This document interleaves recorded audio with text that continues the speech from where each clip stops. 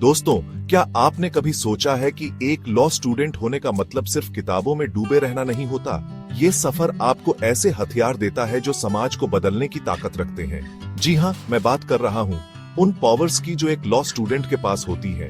ये पावर्स उसे आम आदमी से अलग बनाती हैं, उसे न्याय का सिपाही बनाती है। एक लॉ स्टूडेंट होने का सबसे बड़ा फायदा है कानूनी ज्ञान।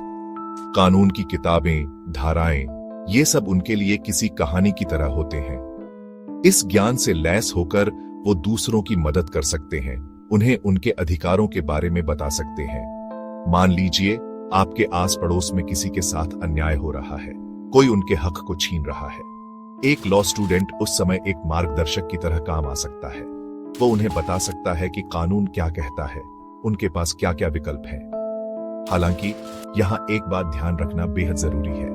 एक लॉ स्टूडेंट जब तक वो बार काउंसिल में रजिस्टर नहीं हो जाता, तब तक वो कानूनी सलाह, लीगल एडवाइस नहीं दे सकता।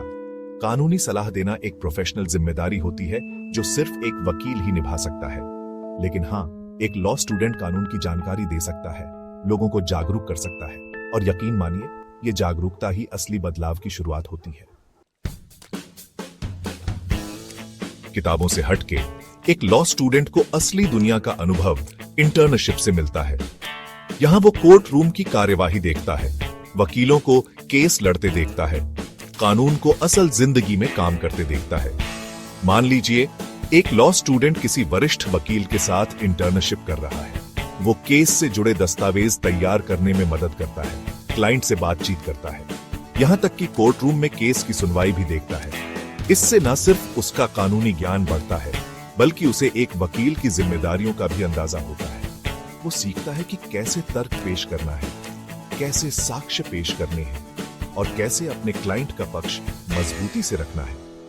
इंटर्नशिप एक तरह से उसे उस मैदान में उतार देती है जहां उसे भविष्य में खेलना है।